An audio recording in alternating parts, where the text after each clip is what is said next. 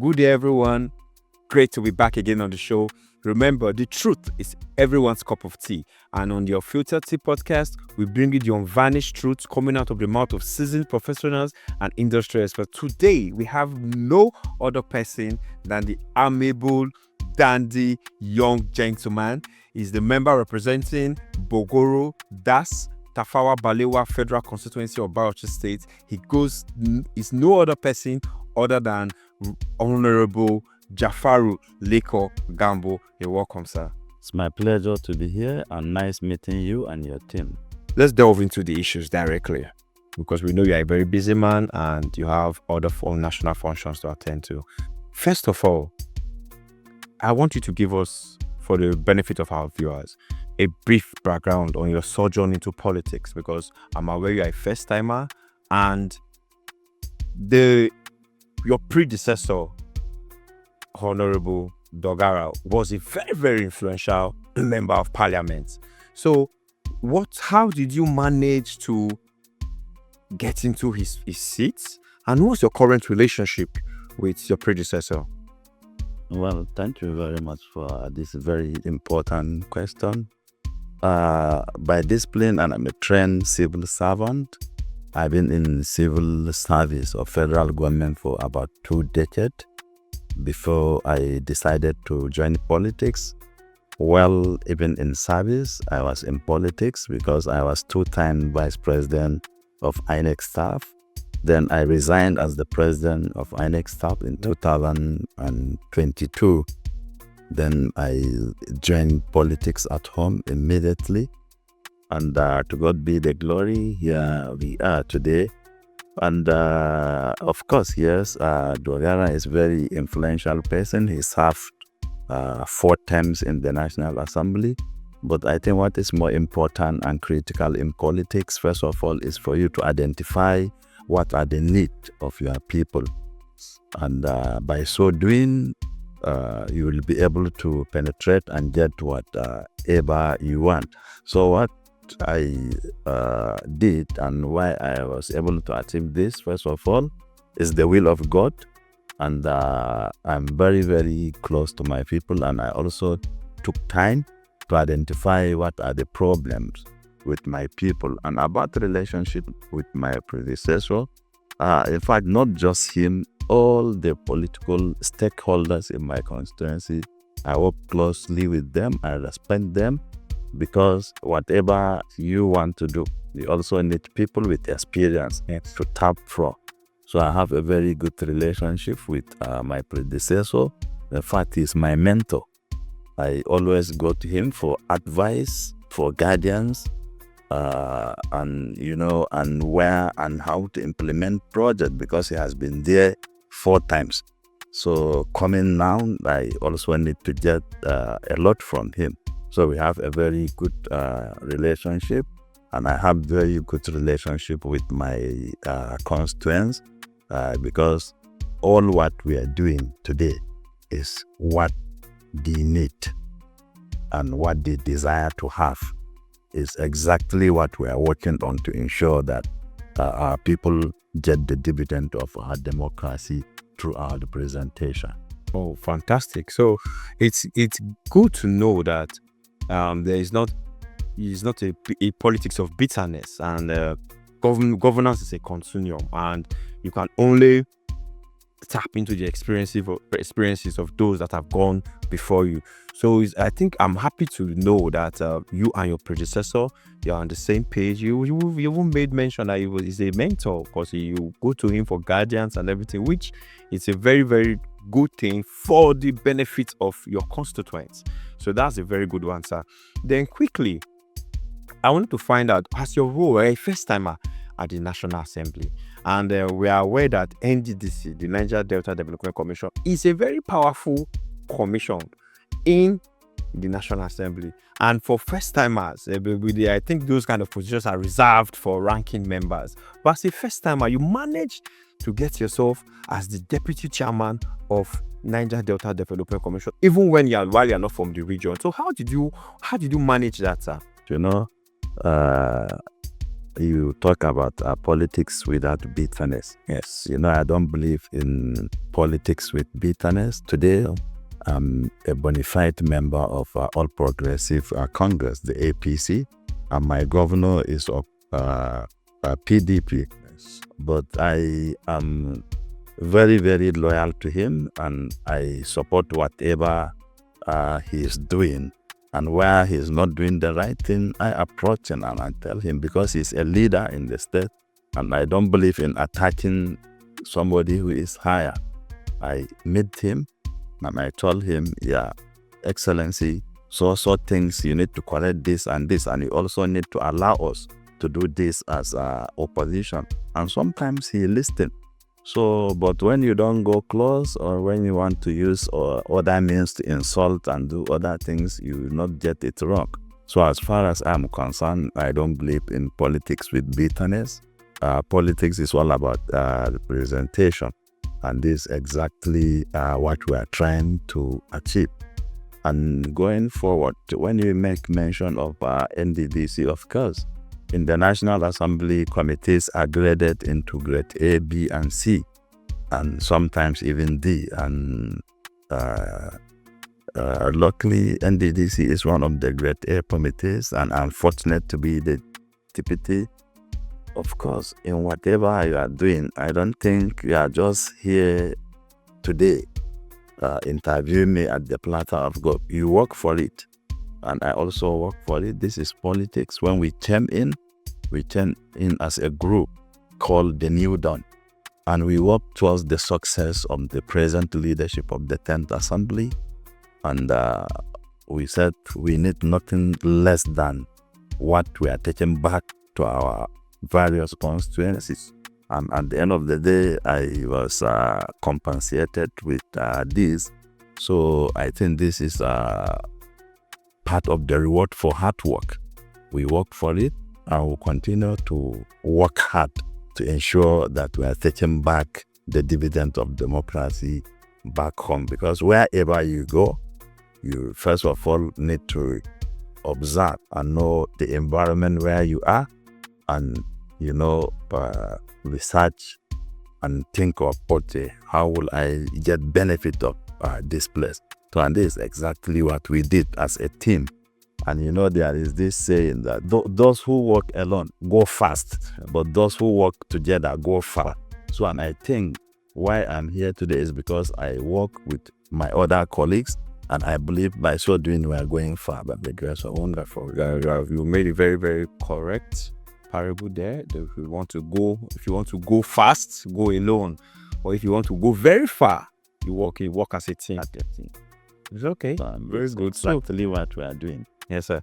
Then quickly, the NDDC. Let me focus on your thematic area now. The NDDC. The NDDC, it has been embroiled in a lot of controversies in the past, from the previous assemblies, but under the watch of the current Senate President, now His Excellency Senator Akpabio and everything. So, as the deputy chairman of that committee, going forward, what are the checks and balances in your oversight function that you feel people will put in place to make sure that the procurement rules are followed in NDDC, to make sure there are no misappropriation of funds, to make sure that the funds are used to develop the region? What are the checks and balances you feel in this 10th Assembly under your watch that will strengthen the commission and make it more effective and more efficient in discharging its duties? Well, thank you very much. As you rightly pointed out, even while I was not in the National Assembly, I know in different fora, NDDC has been accused of so many things. But sometimes when we are not in, we may not ascertain how true some of these things are.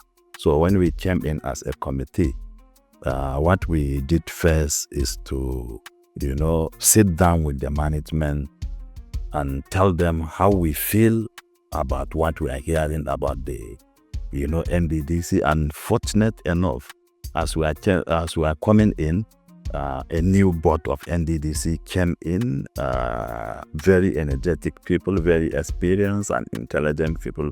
We now sit down together, and another thing I want to tell you is that there is grace in collaboration. What we also did as a National Assembly, we collaborate with the Senate Committee on NDDC to say, let us work together in order to change the narratives this time around. So, and what we did first is that, okay, there are a lot of debt. People coming to say they have worked, there was no payment and all that.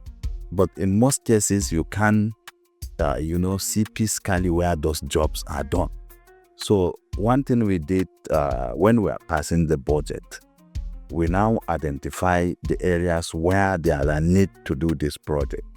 And the NDDC came up with an idea that, okay, first of all, there are issues of insecurity. They want to light up the Niger Delta. So if you are following up what NDDC is doing, you see that a lot of this solar light all over the place. When I came in, I was questioning the idea behind putting just solar light.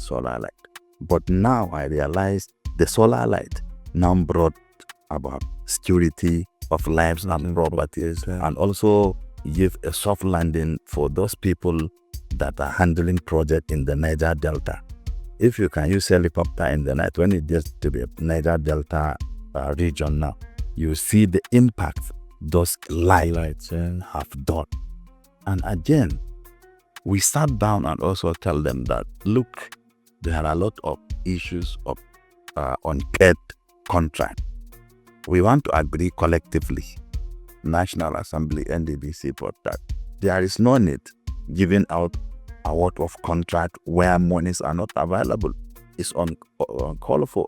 And locally enough, the Minister of Regional Development also supported that. He says even criminal for somebody to issue a lot of contract where you are aware to package that the funds are not available to, patch it up. And in terms of procurement process, for the first time, now what NDDC did that I'm happy, they overhaul the whole department and restructure about 11 departments with new directors.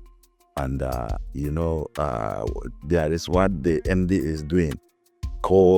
He said he understood when he came in that what was happening in NDDC was transaction, but he's now transforming the transaction from transaction to transformation. Is transiting that transaction, is transiting from transaction to transformation. And this is exactly what is happening. Now, if NDDC give you an award of contract, you sit down here at your comfort. Just when you go to some of this restaurant today, we can just scan and see what is available in their menu. The same way in each NDDC award letter today, once they give you contract to supply this bottled water, you can sit in comfort of your office to scan and see whether this is genuine from NDDC or not, which is not taking place before now. So now whenever NDDC is issuing a contract, we ensure that that contract is in the bulk of the budget that is approved by the National Assembly. So by so doing, I think for the past 4 months, NDDC has been commissioning not just a mini project, but mega project. And we make sure that whenever they want to commission this project, we as committee are present and also look at it. Sometimes if they say the road is 10 kilometers, we say we want to, there's a right and see how true it is. And it has been happening. So the narratives are changing gradually, but I cannot say 100% there are not issues, but we are trying as much as we can to change the narratives. And I can tell you, as a journalist, you can make your findings. There are a lot of improvement. Oh, wonderful. I like the fact that technology, they're taking advantage, the minister and your committee people are taking advantage of using technology, especially in award letters, which are genuine and which are safe. Yeah, so that is a very, very, very commendable move. to that you can confirm. Then also the fact that monies are now being, they make monies available for contractors before projects are awarded. Well, like you rightly said, it's criminal to award a contract when you know you don't have money to pay after the contract has been awarded or executed. So these are very laudable changes, and we hope that it translates. The contractors go there and do it according to what is on the bill of quantity and the oversight functions and everything. You can also make sure that they don't go out of scope or they don't go below scope of the project. So, sir, I was going to ask a question. Given the level of from the NDC was founded a very long time ago. Yeah. I think under the administration of His Excellency Obasanjo. Yes. It was there 2000. Yes, 2000, yes. So I want to find out, would you say that, I know you've been to the South region in the course of your oversight functions of these projects and everything. You've covered some states in the South region. Would you say that the goal which the commission was set up to achieve, which is development in the Niger Delta regions, would you say that it has successfully accomplished that goal, or there's room for improvement, or based on the years of mismanagement of resources, we've not been able to achieve as much as we would have loved to achieve?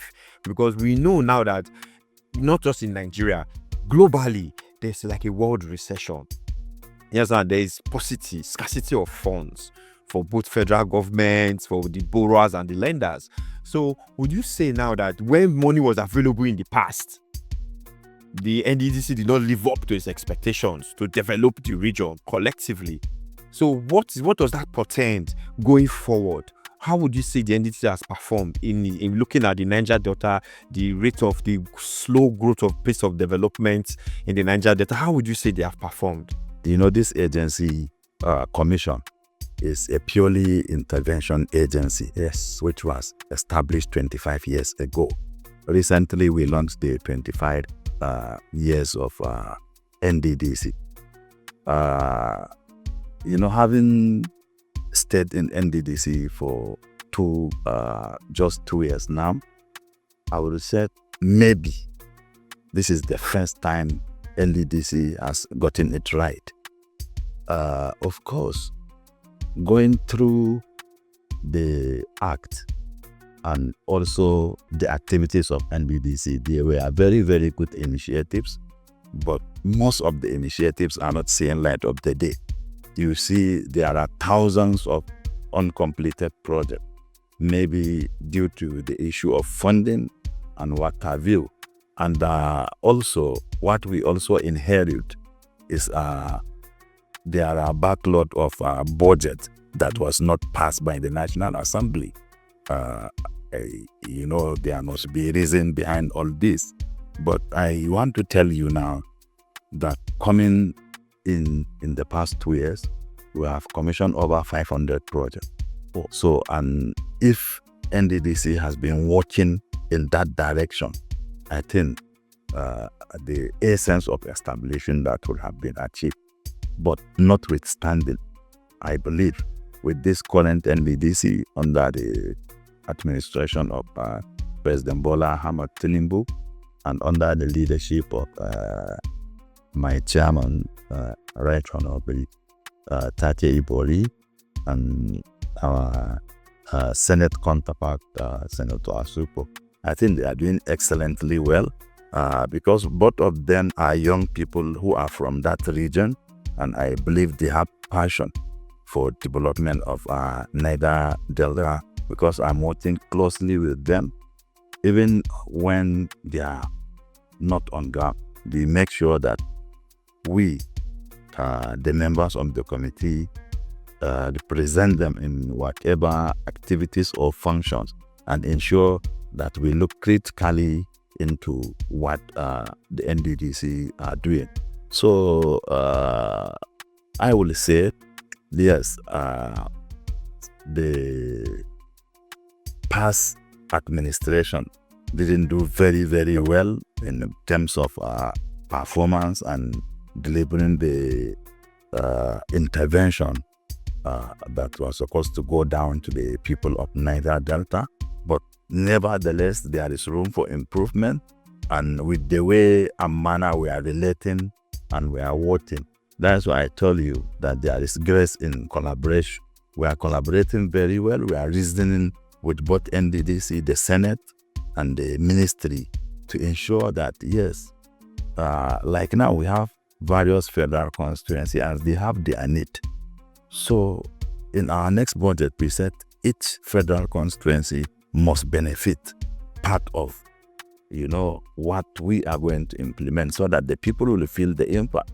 And going forward, you also want to say, since all federal constituencies are benefiting, there are also state constituencies that should also benefit. So it's work on progress. So with the collaboration and understanding we are having with the board and management and also the ministry, I think in the nearest future, very, very close, the NDDC will achieve the essence of establishing the Nigerian Delta Revenue. Okay, thank you very much. Then now let's go wider now. We had just NDDC before, but now we have several commissions. Every region has a commission. Now, even the Ministry of Niger Delta that was created, special has now been changed to the Ministry of Regional Development, which was a very laudable move by the president. Now, I wanted to ask, what does this portend for the funding of the NDDC now that there are several other commissions, which means the national purse has to now be, does that increase the budget of the Ministry of Regional Development?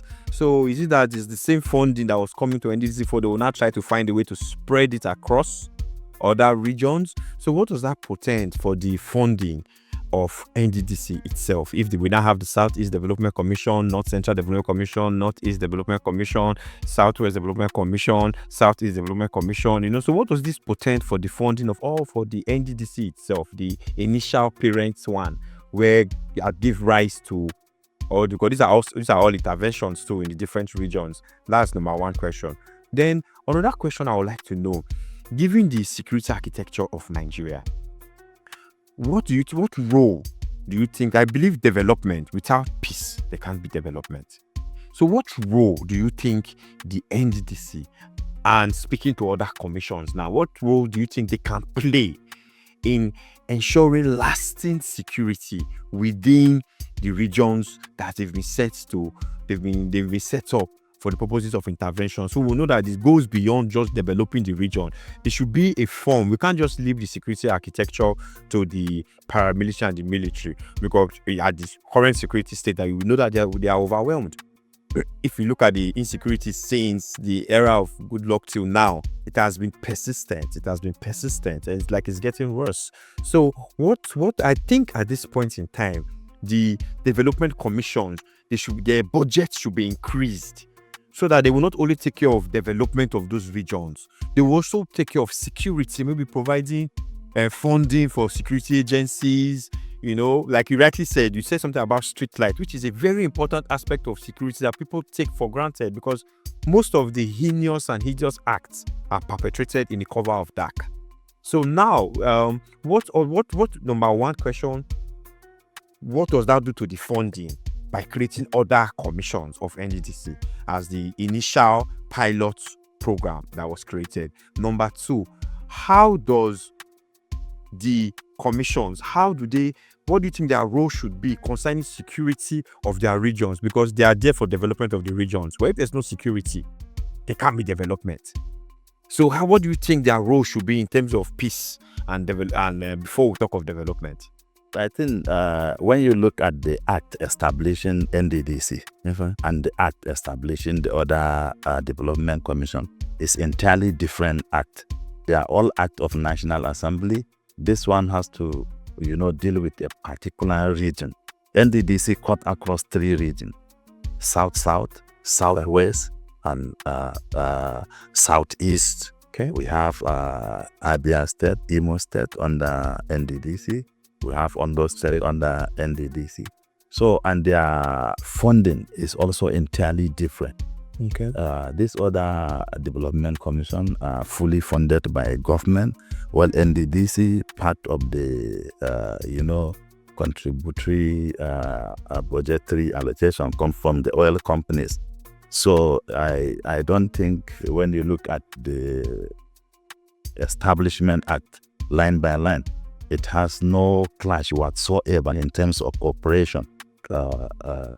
So I don't think it has any clash whatsoever. It's a purely intervention agency handled by both government and oil companies, and there are percentage agreed on the act that will be coming from the oil companies. Even though we have issues, that percentage has not coming as agreed, not usually coming as agreed. But notwithstanding, it has no clash whatsoever with this other development commissions. And when you look at Nigerian constitution very critically, the issue of security is purely responsibility of government, not of any agency. I think for me, what I think, except if the constitution is altered. But aside from that, the only thing Development Commission will do is to contribute their quota based on the fact that they are in all the region. They will help security formations with informations, also help security formations just like NDDC did. They understood that criminal are taking advantage of the dark and the nature of the region. They now come up with light up the Niger Delta. So interventions such as this can come from the development commissions. Okay. But I don't think it's their responsibility to deal with anything that has to do with security, even at the state level. It's a purely responsibility of governors. That is why they are called the chief security officers. I think what development commission can do is only to offer advice and also offer intervention toward achieving security situation in their various regions. I think by so doing, they should be able to impact towards reducing the issue of criminal and criminality, issue of insecurity in their various regions. While I concur with your last statement saying it's domiciled within the federal government's powers, would you say that the commission the federal government and the state governor is the chief state security officer, but even the commissioner of police is answerable to the inspector general of police, not the state governor? So would you say that the commission can, in terms of liaising with community leaders who are the gatekeepers of society, who know those for community policing, not funding of community policing, but that would almost be tantamount to setting up a parallel government, but liaising so that these criminals can be weeded out, if you can encourage them through funding, organizing community enlightenment programs, security trainings and all that? Would you say the commission can, apart from lighting up the area, maybe putting accessible roads? Because I know for one that bad roads also enhance criminal activities, especially along the highways and the expresses. When you are driving on the express and you get to a bad place, that is the area where criminals tend to attack you. So would you say, apart from developing infrastructure, would you think that the non-tangible projects like trainings, liaising, enlightenment of community leaders and gatekeepers of society, tradition and all that, do you think that would also help to alleviate the security status of such communities? Well, I think on that regard, I also scored the NDDC high because in recent times, I personally, participated in stakeholder meetings where youth groups, traditional rulers, and stakeholders, civil society group from the Niger Delta region were invited to cross-fertilize ideas in how to improve the security of life and properties of that area.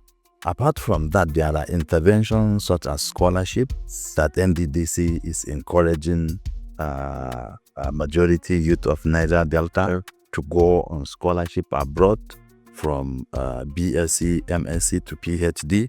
There are also programs that they are doing to train youth from Niger Delta and also give them stipends to, take up business.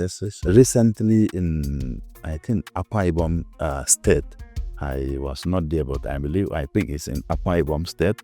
They also engage the youth from Niger Delta in sporting activities where they are trying to encourage the youth who are talented on different areas of sport, to encourage them, sponsor them, and also represent their various efforts in terms of sporting activities, both locally and internationally. So I think this engagement is going down to the grassroots, and by so doing, I think it will help in reducing the level of insecurity in the region. And this is not just a statement, it's a reality.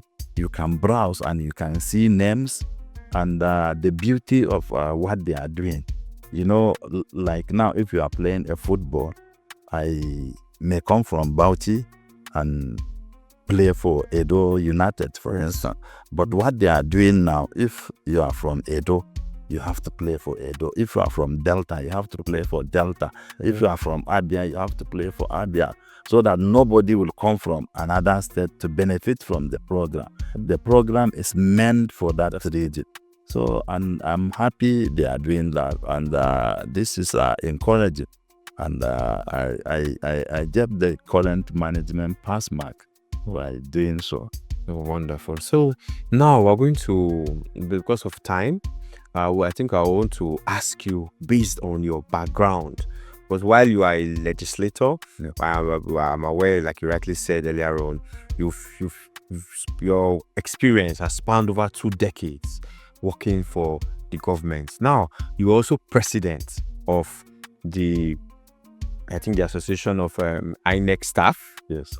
Yes. So INEC Cooperative, you served as the vice president, and also you retired as the president. Yeah. You left service as the president of INEC staff. So from your working and from your understanding of the electoral process, which I can see you are a guru on, what would you say is what would strengthen INEC currently to deliver on its mandate of credible elections to Nigerians? Because it's almost as if it's the courts that are conducting elections these days. The elections we hoped INEC would deliver was supposed to victory on the field if it's free and credible. But right now, you see almost every election is filled with malpractices, shortcomings on the part of the players, the actors, and even the umpires of the election. So INEC is now almost like an actor, because they are invited to court to come and defend what they conducted. Yeah, so they're not like a player in the election, not longer an umpire. So what do you think? Because 2027 is around the corner. What do you think, with your experience, having served that agency, with your experience, what do you think can be done to make INEC perform and live up to its expectations, and also the expectations of 200 million Nigerians? Well, I think if just to answer this question by 2 words, INEC sees us politicians as their enemies. Because most times, or all the times, when you hear about electoral reform, nobody think INEC exists, because an average INEC staff is an enemy of a politician. Because today, I don't know if this new salary structure is implemented. A graduate in INEC takes about 72,000 naira per month, and they want to decide your fate as a politician. Whenever you are doing reforms, you don't look at INEC welfare. You only look at, you are blocking this, you are blocking that, but there are a lot of other issues that are not resolved.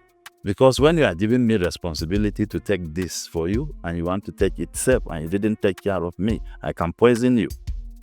Because they look at politicians living comfortable. All the times when they are reforming, they never talk of the welfare and well-being of INEC. They just focus on the part that affects the politician or a graduate take as a salary. So I think this is part of the reason why INEC staff are compromising. And whenever you are doing these reforms, INEC staff need to be involved. Because the bulk of the hazard, I know so many INEC staff that were killed in the field. Most of these people that are going to field, their daily allowance is between 7,000 to 11,000 a day. So, and they are the one returning those who are elected.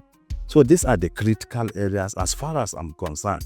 The Electoral Act has less to, work on, but we only need to work on INEC staff. We need to work on their welfare. We need to make them happy, and they have the answer to most of these questions. So sometimes I believe it's because they are not happy and they are not treated well, and that's why most of this thing is happening. So I believe this is the area where I personally will advise the 10th National Assembly to look into it, because INEC staff are not happy.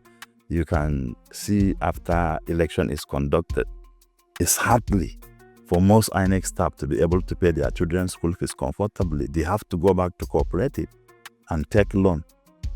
So because of the constant loan requests in cooperative, I think INEC cooperative is one of the cooperative that has a lot of dividend return every year because of the pressure from the staff.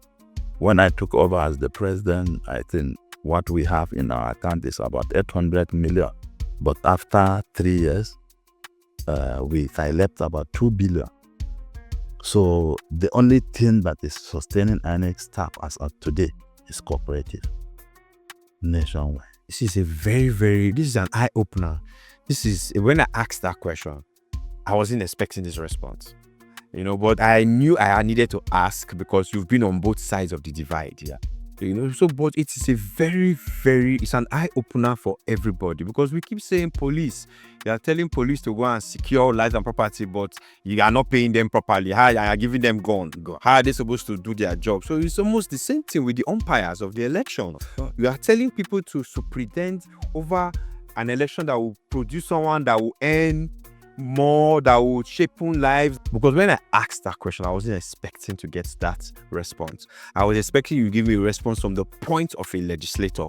We need to strengthen the INEC reforms and everything, but it just hits home when you said that no, the welfare of the people, the umpires of this election, they've not been. When we talk of reforms, we don't talk of the INEC welfare. Of course. They're earning peanuts. Of course. And as I earlier pointed out, it's very, very important and very key.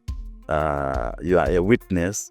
The Electoral Act and Electoral Reform has been reviewed after 5-10 years, but nothing tangible has changed because the INEC staff still remain INEC staff. And nobody cares about their welfare. So I'm calling in strong times that so long as we want our electoral process to work, we need to work on the welfare and well-being of INEC staff. Is the key thing. As far as I'm concerned, there is less or nothing to do about our Electoral Act. What we need to work is to work on the system. INEC itself, yes. The staff need to be comfortable, need to be happy. Then they have a lot of solutions to some of this problem. But because they are not happy, they will not come out and say these are the solutions. They are leaving that as loopholes so that politicians will take advantage of that. And also, another thing we also need to do is to work on independence of judiciary. Once the judiciary is not independent, once some certain people are influencing posting and selection of judicial officers, we also continue to get it wrong. Once these two things are done, independence of judiciary and good welfare package for INEC staff, I'm telling you, 60-70% of our problems is solved. Wow, that is my message. On that, I think we'll end this show on that. Thank you very much. You can see the problem is not our electoral reforms, but it's the enforcers of the electoral reforms. We need to look into the welfare of our civil servants, not just INEC, across board, across all sectors. You can't send somebody out to pretend over 10 billion naira election, and you're giving him 72,000 naira to take home and 7,000 naira to go and stand on the field, risk his life and burden his families, and after that he will come back and he can't still pay the school fees of his children and pay his house rent. We need to do better as a country. Thank you very much. It was nice having you on the show. Until next time, remember, the truth is everyone's cup of tea. And on the Unfiltered Tea podcast, we give you the unvarnished truth from industry experts and seasoned professionals. Until next time, we'll see you again.